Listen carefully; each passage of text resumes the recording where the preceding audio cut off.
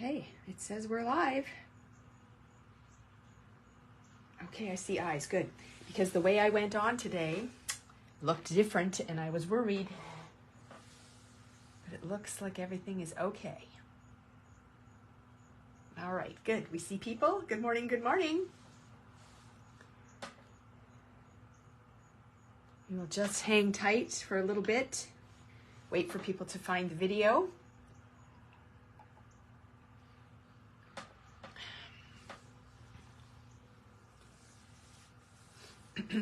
We are going to do the August calendar launch party, but you're looking at July.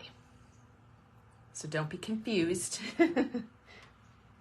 You're in the right place.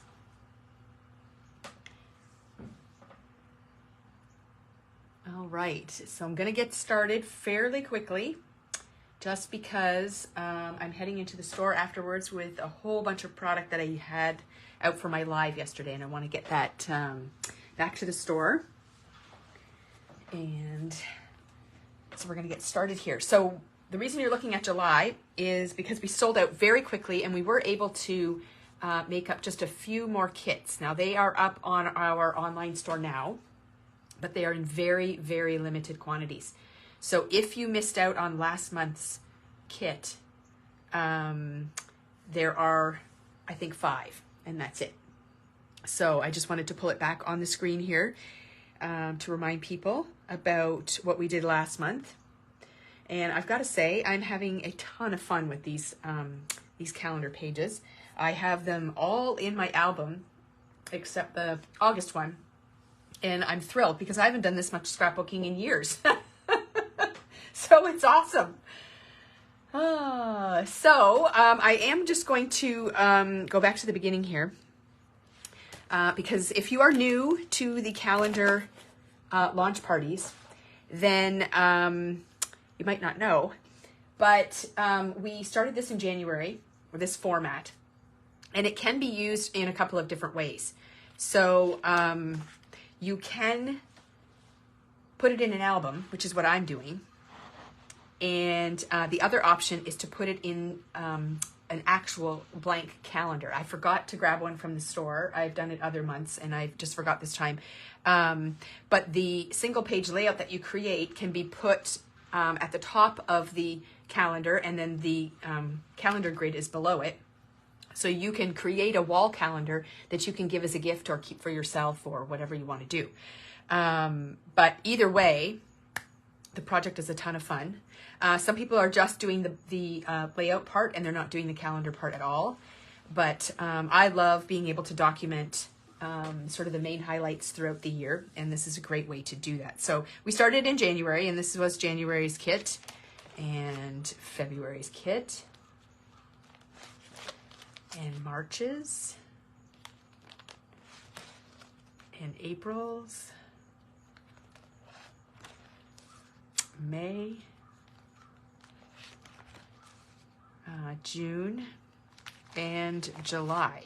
So this album will showcase an entire year when I'm finished.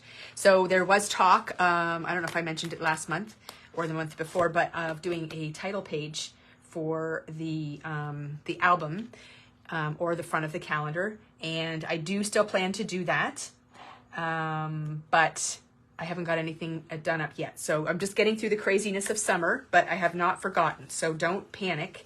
It will still happen. So, yeah, so what I'm going to do is just put this album away now. I wanted to show you the album put together just so you get an idea of where we're headed if you're brand new to this. And then I'm going to showcase the layout for August. So, as I share this, I want you to know I was a little nervous about this month. I am an outdoor person. So this layout is awesome for me. It is still summer, and we've kind of done the bright and colorful summer pages, which worked really great for lots of different things. But we didn't cover sort of some of the things that you do when you're in the summer, like cottages and lakes and hiking and the outdoor things. So I went ahead and did that. And I was nervous that some people are like, well, I don't hike. I don't like hiking. I don't like being outside and so on. But when I posted the sneak peeks yesterday, several people commented and said they were very excited about this. Now, I also want to point out, before we get too far into this, the overall feel of the layout is summer and outdoors. Okay, so that's what I'm going for here. It doesn't matter if you climbed mountains, camped in a tent or an RV. Those things are things that happen in the summer, and you know, just because they're on your page doesn't mean your photos necessarily have to 100% match everything. It is just a summer layout. So this happens to be a trip that we went on last year. And I just sort of picked a variety of photos that I loved from the trip and made that my main page. And then of course we had other things going on that month as well. But right here it says climb a mountain, pitch a tent. Well, we did not stay in a tent. We did climb some mountains, but, and it says, let's go camping. Well, we never camped, but that did not stop me from putting those things on the page. We did not stay in an RV. We did not sleep in a tent, but those things really do give you that outdoor feel. And I was totally okay with having them on the page. So I just wanted to sort of give my view on that. You can take it and throw it in the garbage if you want. But I really feel like the whole page just feels like a great outdoor scene. And I think it'll work great for, you know, any kind of outdoor event that you have going on in the summer. So the bundle. The bundle has got lots of fun things in it. So I'm just going to set the page aside. Now mine has little sticky notes all over it, but I will pull it out and share it with you. So in the bundle, you're going to get a 12 by 12 sticker sheet from the Simple Stories Trail Mix collection.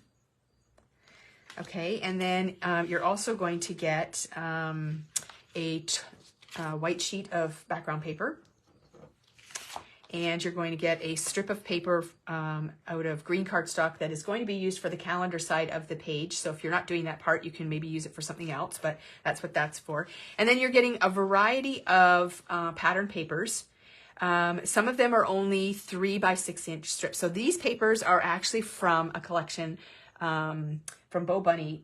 I would say this collection is probably 10 years old.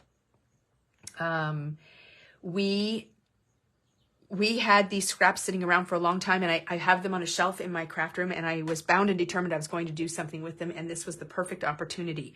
So I really had to stretch the paper to get enough kits out of it, and I'm thrilled with how it turned out. So you get a variety of different papers from a 6 by 6 pad.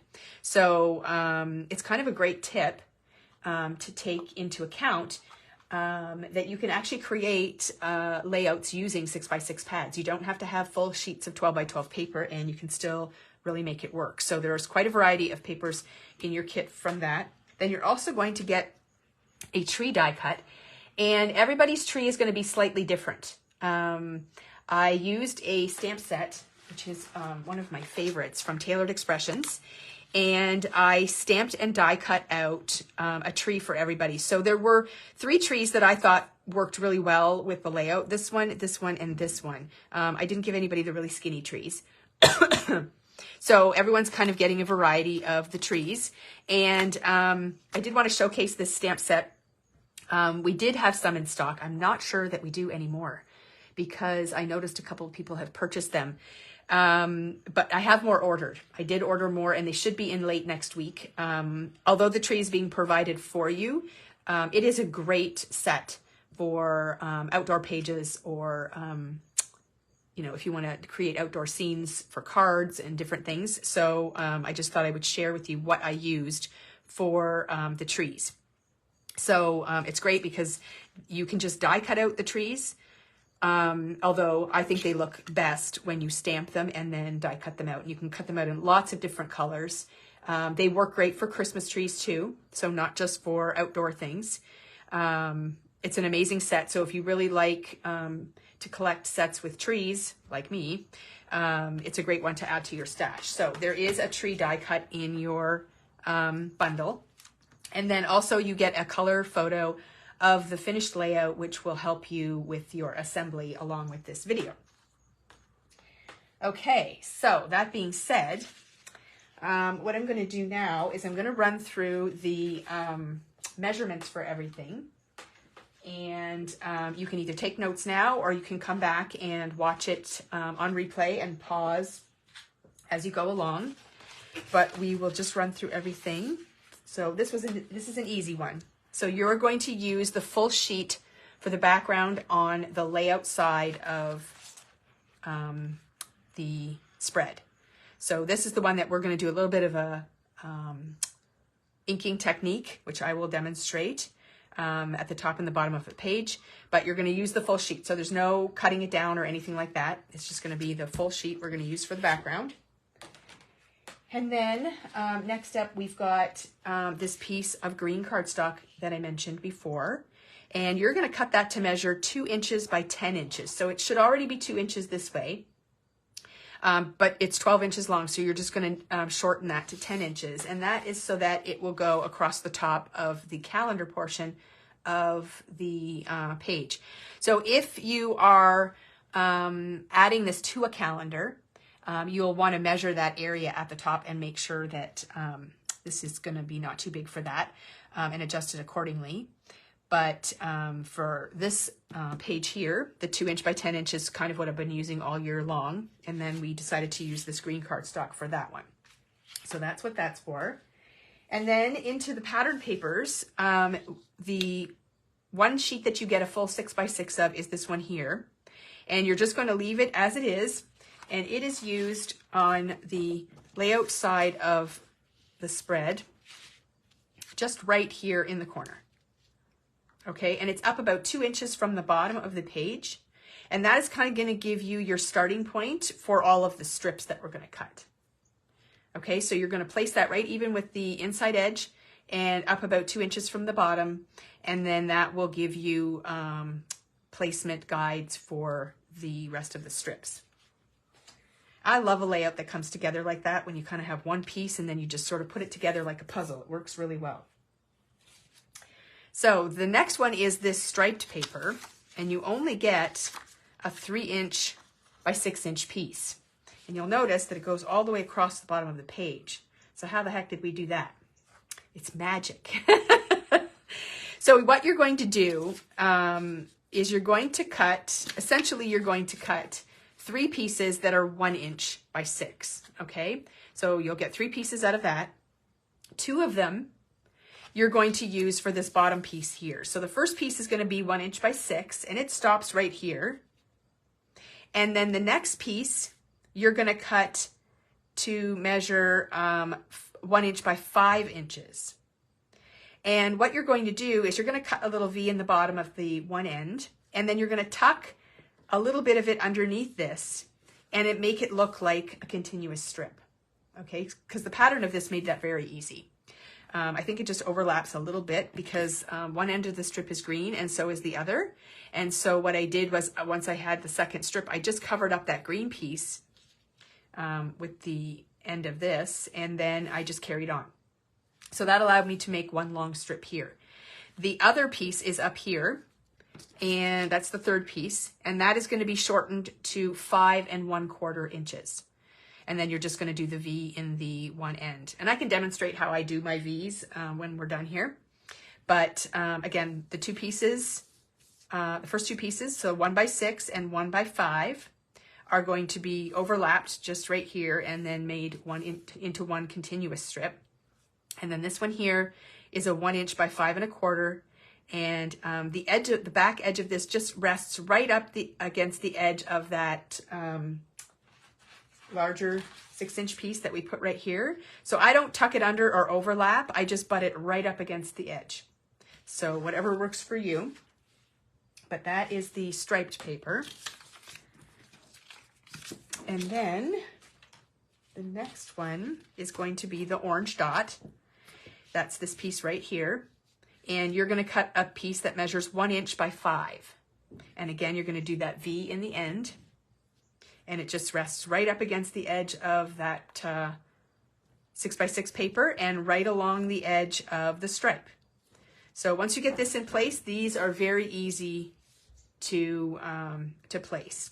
Okay, so 1 inch by 5.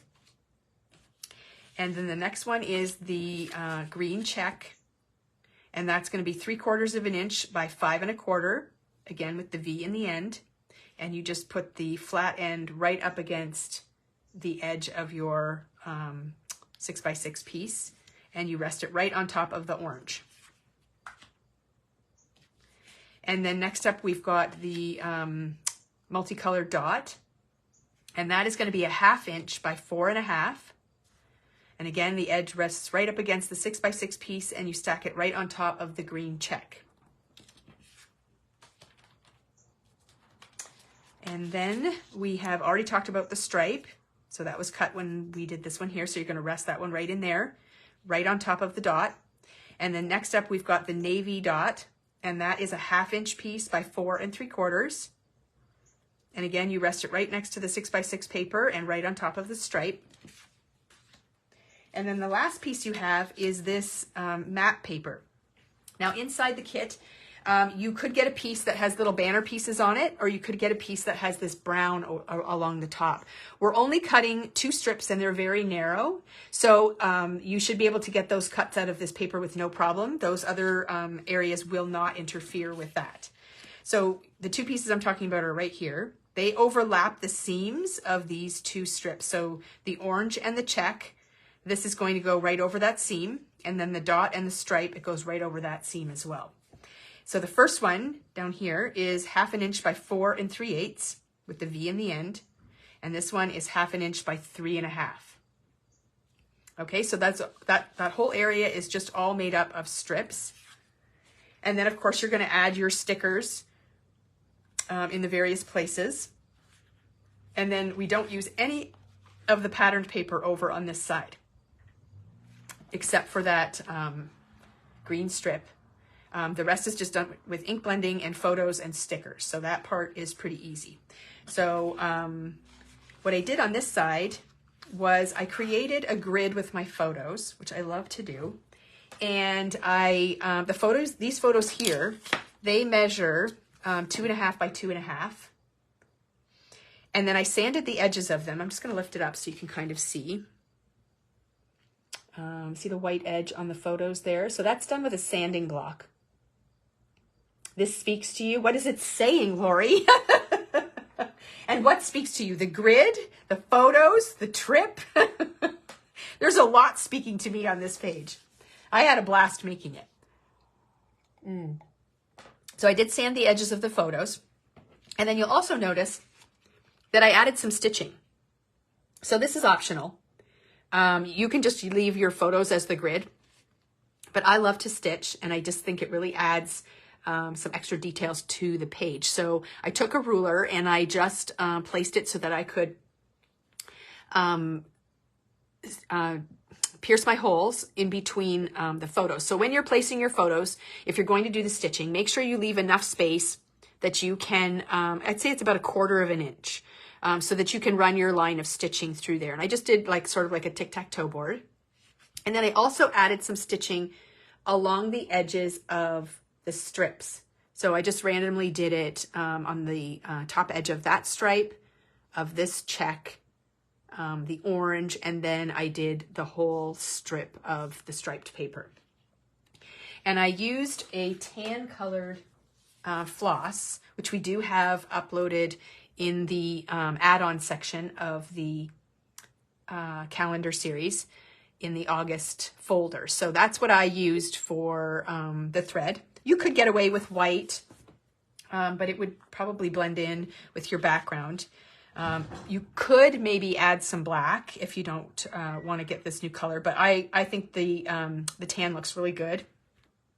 So I really liked that. And then I also did the inking on the background, which I'm going to demonstrate for you. And then I did some splattering. So I thought that really kind of pulled in all the colors that were represented in the photos and just sort of tied everything together. So like I said, you know, the stickers and things that I used just depict the season that we're in. It doesn't necessarily reflect the activity that we're doing. I think it's fun to do that. Oftentimes summer lines have palm trees on them, and I'm not anywhere tropical, but we still use them. And I think they look great. So I wouldn't get too hung up on that. But again, that's me. You can kind of decide how you want to approach that. And then as far as page 2 goes, everything on here is photos or stickers. So even this this wood grain piece that you see at the base of my little scenes is from the sticker sheet, because there is a border strip here. Now you'll notice it has a scalloped edge, and I did not use the scalloped edge. So what I did was I took my trimmer and I actually trimmed this to a straight edge, and then I just sort of measured off what I needed and stuck it down, and that is the ground of my scene, which worked out really well. So you'll get both pieces out of there. I used 3 of the squares on the grid for the calendar page for that one. And then I did about 2.5 squares for this one. And some of that's going to depend on your photo placement and how many photos you have to display on this side. I know that's going to vary for everybody. And again, like I was saying last time, I'll pull my binder out again. I'm just going to focus on the calendar part this time. But if you look how this evolves and changes each month with the calendar side of things. When I first started in January, I was very much keeping everything within the little rectangles that are part of the grid. But then as things started to develop, I noticed with some of my photos, it wouldn't really work for me to keep them that way. Like in this particular case, I would chop Liam's head off, and I didn't really want to do that. So that stretches out a little bit beyond the borders, and that's okay. In this one here, I had some horizontal photos that, again, I had to go into 2 squares, so that's not too crazy. But then I noticed that I had some photos that I really wanted to make a little bit larger. So sometimes they go outside of the first grid and into the second one, but not all the way to the top. So you really can play with your photos and make them work however. Shelby, I will gladly stitch your layout for you. Oh, maybe you're not talking to me. Lori says she loves stitching. Oh, and then Shelby wants her to stitch hers. Yes, I'm sure Lori would stitch yours too. I know stitching isn't for everybody, but I just really love doing it. I mean, I look at a page and I'm like, almost, where can I add it? Because I just love to do it. So anyways, back to the photos. They don't have to fit within the grid. Just play around. And some months you're going to have more photos than others.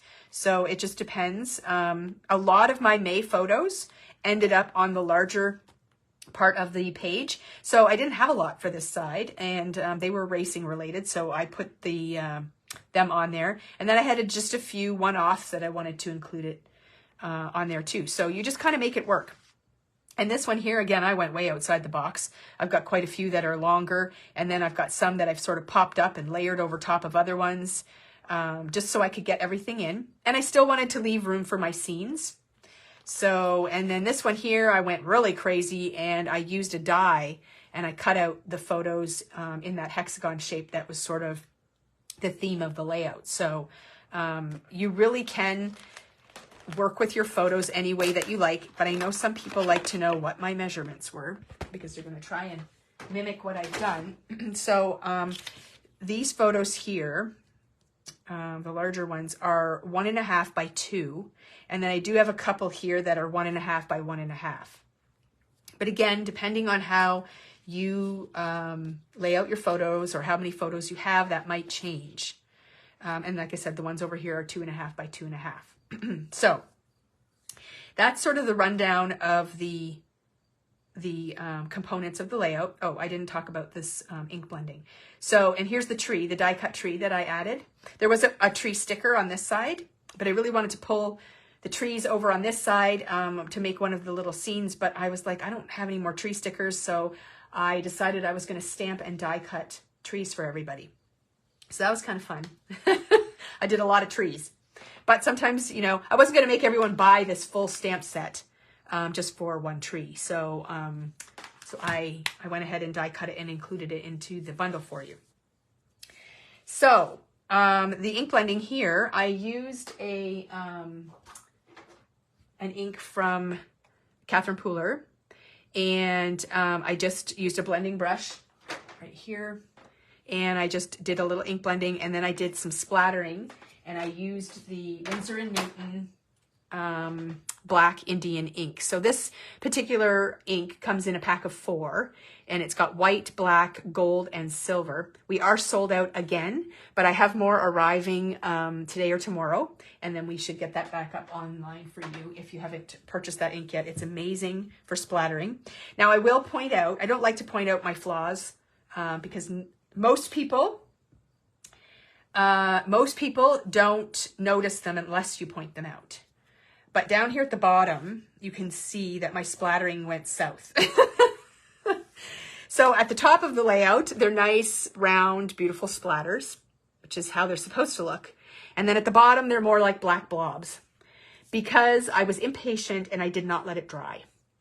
And I touched it with a paper towel, hoping to just soak up some of the moisture, and it ended up making black blobs. But I was too far into the layout at that point that I didn't want to start again. So I thought, I'm working with it. That's the way it's going to be. So hopefully yours do not turn out like black blobs. And they'll turn out a little bit more like I'm going to instruct. But a word of wisdom, patience. Yes, patience, grasshopper. Oh my gosh. Sometimes I just have so many things on the go, and I didn't want to wait, and I was rushing it. And that's what happens. So yeah, that's my fail, but that's okay. Again, I pointed it out, and you don't want this look. You want more of the splatter look, which is what we're achieving. So that's what I did over here with the areas. I just sort of kept my ink blending in the areas where I was going to do the scene, and then I layered the stickers and stuff on top. So it worked out really well. Okay, so any questions so far that I can cover? Oh, so I didn't go over the add-ons. So if you want to purchase add-ons, things that are not included in your bundle are the August letters. So we have those die cut out in craft cardstock, and they are available for purchase. The ink, I went easy on you guys this month. The ink color that we used is Cumberbund from Catherine Pooler. It's a teal ink. And then blending brushes, we use those to apply the ink. The Winsor & Newton ink, like I said, we are sold out right now, but more is coming.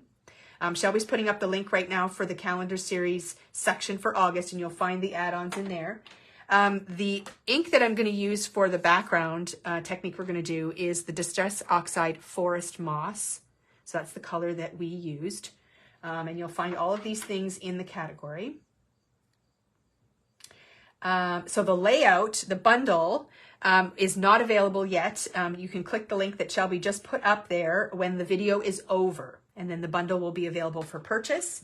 And then you can add in any add-ons you want, and we can ship, or you can pick up whatever you prefer. You can refer back to this video at any time. We're going to put it up on our Facebook page, and then you can go back anytime and rewatch it when you're assembling your page, and you can follow along with the technique. But I will caution, these layouts sell out fast, and we often do not make more. Like I said, we have 5 Julys that we've just added. I cannot make any more of the August ones, so when they're gone, they're gone. And we move on. The other thing I used was the Distress ink in Walnut Stain. You can't even read it anymore because I always put my my thing on the top here. And I use that to distress the edges of my papers and the letters for August. The layout bundle will be posted after the launch party. What else is an extra? The calendar page, if you want to do the calendar part, that's not included in the bundle. Not everyone does this, so we don't want to waste the page by just putting it in there. So that is an extra add-on. So if you want to do this calendar side, you need to purchase this paper, or you're going to do it in the calendar, or you're just going to do this part, whatever you prefer. And then the floss that I used for the stitching is there. And then if you need needles, a foam mat for stitching, and I'll demo that. Eventually, the stamp set will show up if it's not there already. I think we did sell out, but I have ordered more, and when they come in, it'll populate into that category. So if you really love this stamp set and you want to get it, you can purchase that too. It's called Through the Woods, and it's from Tailored Expressions. It's awesome. I love it. So, any other questions I need to address before I do my demo? I think I answered all of those. Okay, so what I'm going to do is demonstrate how I created the background with the inking, and I'll demonstrate how to do the V's, or how I do the V's, and then I will also demonstrate a little bit, I'll do some stitching, just so you can see how I do my stitching. I do it by hand, I don't do it by machine, so I'll just give a little demo on that, and then I will refer to the layout as needed. Okay, so to start, I am going to put down a craft mat to work on, and I need my white sheet of paper. So just pull that out. So the reason I want to have a craft mat is it's easy to clean up when you're working with sort of a mixed media type thing. Now, I don't get too heavy into the mixed media stuff. This is about as crazy as I get. And I just find working on the craft mat makes it a little easier for cleanup. Now, I also use an acetate sheet, and that is going to help me apply the ink to my background. So in this particular situation, we've done layouts in the past where I've created a background where I kind of want the smooshing, the ink smooshing to be all over. And really, you can get it in this area, and it's not going to interfere too much with the look. I tried to keep my inking just kind of along the top and the bottom of the page, just because that's what was going to show. But when I demo today, you might see some of the ink, venture down a little bit into the other areas, but the photos are going to cover that all up. So it doesn't really matter. And even if some of this ink does show in between the lines there, that's okay too. But we are focusing mainly on, this top portion and this bottom portion. Now, because I've already done this, you have the benefit of me giving you some measurements. And what is a good size of acetate to use when inking? Well, that's a good question. So I have a small little square. Now mine is, let me see here. Mine is about 8 3/4 inches by 7.5, but for no particular reason. This is probably just a scrap that I had laying around and I grabbed it and used it. It depends really what you're doing. I find this size is pretty good. You could definitely go with something a little bit smaller, and maybe I will for this area here, because it is a bit large, but what I did was I kind of tipped it and kind of, did this kind of thing. But it really just comes down to whatever you're comfortable with. Again, if you're doing a larger area, sometimes it's nice to have a little bit bigger piece, but you don't want it to be too big that you're kind of fumbling with it when you're working with it. But I find like an 8 by 8 size or something like that is good. I find this works most of the time. I might have a small piece of acetate kicking around. I can look here and see. I store my acetate in a little file folder here, and I'm just going to see if I've got a smaller piece. Because that is actually a very good question. Because sometimes having a smaller piece gives you a little bit more control, but everybody's different. I can only share what works for me, and then beyond that, it's trial and error. It's we've got some smaller pieces here, maybe. Oh, that's a big one too. I'm just wondering if I've got a little piece hanging around. Those are too small. That's bigger. Okay, well maybe I'll cut down this other bigger piece just to a tiny bit smaller piece, just so I can see if that makes a difference. And that's not hard to do. So I'm going to go with like a 5 by 5. Let's see how that will work. Because then I can kind of see if I got a little bit more control over the area that I want to apply the ink. It might work better. I don't know. We'll see. If not, I have the larger one here. Okay, so to start off, what I'm going to do is give you some measurements. So I would say you want to have your ink edge finishing about 3/4 of an inch down from the top. So you don't want your ink to go all the way to the top. You want to have some of that white space up there. So I would say there's about 3/4 of an inch of white space, and then the inking starts, okay? And then I would say like about a 1-inch strip is what you're aiming for. But again, if it gets a little larger than that, it's not the end of the world because your photos are going to be here and cover up most of it. So what I'm going to do is I'm going to take my white sheet of paper, and I am just going to make some pencil marks, if I had a pencil. And I'm just going to put that 3/4 of an inch right there, and I'm going to go down to about 2 inches. So that just kind of gives me a little guide. And the other thing is working across your page. Oh, something stuck together here. What's happening? Oh, my thread. Okay, so working across your page, your photos come over about to the 8-inch mark. So again, I don't want my inking to kind of go over into my little scene here. I want to kind of keep it to that spot. So what I'm also going to do is I'm going to take my ruler and just measure over and put a little pencil mark at the 8-inch mark. So that kind of gives me a guide as to where I'm going to be putting my ink. When I was creating this, I did not have those marks. I just kind of did it. And then same thing at the bottom here. The inking is okay. I mean, you don't have much to work with. It's just a small area. The inking is okay to go to the edge, but you would like some white space there. So again, that area is only about 3/4 of an inch. So I'm just going to mark my 3/4 of an inch. And then I'm also going to mark about 8 inches over. So I've got just a general area of where I want that inking to start and stop. And that will just help give you a little bit of guidance. And I think that will kind of help. So as far as the inking goes, what we're going to do is I'm going to grab my sprayer. Where's that? So I have the Distress Sprayer. And Shelby, I don't think I had this on the list. It's just got water in it, and I'm just going to use that to add water to my ink and dilute it a little bit.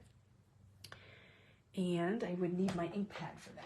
So I'm going to just take this and I'm going to smush it onto there. And I'm going to spray it.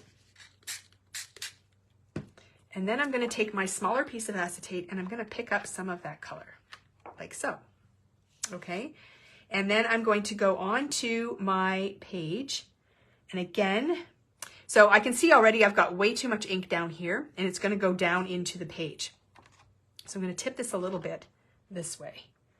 And I'm going to try to work within the area that I've got masked off. But again, this is not a perfect science, guys. You kind of get what you get. And that's okay sometimes. Now see this area here where the ink is really pooled? That is kind of cool because see, I can tip my page and I can kind of make it move a little bit. And I love that because when it dries, I'm going to pull out my layout again. When it dries, so see the darker areas? That's what that will look like. So it's okay for it to pool in certain areas. That look is kind of cool. And actually, I like the way this inking is turning out way better than my first attempt. So again, you kind of get what you get and you kind of live with it. So there is ink splattering number 1. And now I'm going to slide this up and I'm going to move to the bottom of the page. And I'm going to try and get some inking on there. But I can already tell it's going to go up a little higher, and I might end up with a little less white space than I have on my original layout, but that's okay. So there we go. I'm going to live with that. Doesn't look like much right now. So now I'm just going to do a little bit of cleanup just with a cloth so I don't get this all over everything.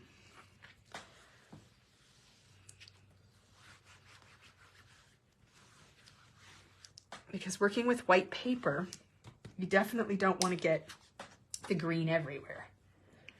Okay, so now, because I want to do some splattering, I'm going to have to get this to dry. So I'm going to pull out a heat tool. You do not need to do that. You can walk away from this right now and come back later on, or maybe do this part, I can add this to your box. Well, funny thing, Susan, Amanda usually ends up with these. But maybe I should do that. Maybe I should just slip it into someone's box as a little surprise. But yeah, you could do this in the evening and then let it dry overnight and then come back in the morning. But it is going to take a little time, and you will notice that your paper is going to warp a little bit. This is just regular cardstock, and it's not really meant to hold water and things, but I find it does flatten out pretty easily. Amanda's still watching. Now you're gonna have to fight for them, Amanda. So the other trick that I have learned, and you may have this tool, you may not, you don't need it. It's just kind of an added bonus. I have the full size Minc machine, and if you're ever working on pages like this, if you still have a bit of warping, you can actually run it through your full-size Minc machine, and it's like an iron, and it will actually flatten your papers right out. I learned that little tip from Vicki Boutin like years and years ago, and I think that's the reason that I got the full-size one, because I thought, oh, I might do that one day. I need that. So it has come in handy. But usually I find it does flatten out. And then once you get your pages into your album and the weight of the other pages, it flattens them anyway. So don't stress about it. But I'm going to add heat. And when you add heat, that often does create a little bit of warping, but it does flatten out again. So don't stress. But I do need to dry up these areas. But you can see how some of them are darker. Some of them are lighter. And that's just where that area had pooled. But it does give a very cool look. So if you've got a heat tool, just sort of hit it with your heat tool and you will see it dry up before your eyes. Don't go too close with your heat, because that will cause even more warping. But if I was to go on and do my splattering right now, the black is just going to mix with that and just make mud. So we don't want that. You want to make sure your layer is dry before you go in and do your splattering. And then you must let that dry. Otherwise, it's going to be a hot mess.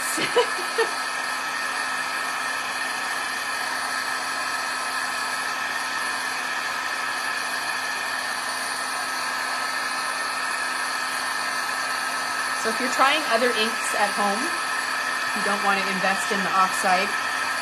Oxides are an interesting ink. They do have a property in them where they dry sort of cloudy and more opaque rather than translucent. And it does give a different look, which I really like. Okay. So I think that's dry enough, and you will notice, well, maybe you can't, but my page is all warpy right now. It's not straight. It's kind of wrinkly. That's okay. I'm not too worried about it. It'll flatten out as the heat comes out of it and everything starts to dry. So next up, we're going to do our splattering. Now, I would definitely make sure that you have some sort of craft mat down, because you can tell that I splatter on my desk and it's got splatter all over it, and that does not come off very easily. So I'm going to use that Winsor & Newton ink. So that's this here. I'm just going to shake it up. And I work right from the bottle. But what I like to do is I dip my brush in water first. I don't saturate it. I just sort of get the tip wet, and then I go into the ink. I just think it kind of helps it move a little bit. Oops, I just got bubbles. I didn't get any ink. Okay, there we go. And now what I'm going to do is I'm just going to tap the brush on my finger, and I'm just going to let the splatters go where they go. Because again, you can't really control once they leave the brush, they're going to fly and go. If you want smaller splatters, you can tap up higher, down closer, things will get there quicker. But I'm going to try to concentrate it in this area for now. We'll see where we end up. And I start lightly, and then if I have to get more aggressive, I will. And you just sort of tap until you think you're done tapping. And I love the little splatters. I'm just going to move this up and do a few along the bottom. This time they're gonna look great. See, now I'm getting splatter way up here, but my photos are gonna cover up, so I'm not worried. And then I did put my layout in here. I did do a little bit of splattering kind of in this area where I'm gonna put my stickers. So I'm gonna do that part now too. And again, it's kind of hit and miss because not everything is on here, but that's the general area. And the bottom part's gonna get covered up with the strips. So that's kind of how it's going to look. Now, the key is once you get to this point, unless you're gonna use a heat tool on it, you just let it sit and rest, and then it will dry up, and then it'll be perfect. So that Winsor & Newton ink, it has a little bit of shine to it. So sometimes it looks wet, but it's not, but it needs a little bit of time. So like you can't just wait 5 minutes and then touch it because you're gonna smudge it like I did. But I'll just pull this up a little bit closer so you can kind of see, you know, what it looks like. And then you can see the splattering over here and then the ink work at the bottom there. So that's what I'm going to work with, and that will be the base for the layout. So I'm just going to slide this aside and I'll bring the layout back in here. I don't want this to interfere with anything, but that is where we're going to end up. So again, that ink along the top is going to kind of get covered up with the photos, and the photos start about 1 1/4 inches or so down from the top. And then, like I said, about 1/4 inch in between all of the pictures, so that that leaves room for the stitching. And even if you're not putting the stitching in there, I felt like that's a good distance. Now, let's talk about the V's and how I do them. So I'm going to cut a strip, a 1-inch strip. This is just scrap paper. I'm just going to do a 1-inch strip because we've got lots of 1-inch strips.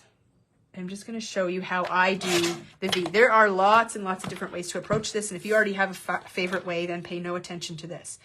But I'm just going to place my ruler along the end that I'm going to do the V, and I'm going to find the center point. So in this case, it's 1/2 inch. And then you have to decide how deep you want your V to go. And I would say these are about 1/4 inch or so. So then I take my ruler and I measure 1/4 inch in from that line that I just made, and I make a dot. And then all I'm going to do is I'm going to cut from the corner of my paper up to that dot. And then I'm going to do the same thing on this side. And then you end up with a V. So very easy. To me, it's symmetrical, so that's important. I don't like one side longer than the other or whatever. So that works really well for me every time. I know that some people, you know, well then once they do one, they take this and then they use that to measure the next one. I just measure each one and do it that way, and it doesn't take me long to make the V's at all. So that's super easy. And then I'm just going to demonstrate on this same scrap of paper how I do my stitching, because I know that's always a question. And I'm going to zoom in a little bit now just so you can actually see what I'm doing. Okay, so a ruler is your best friend, and also a good poking tool. So I have several options. I've got, this one's from Pink Fresh, I think.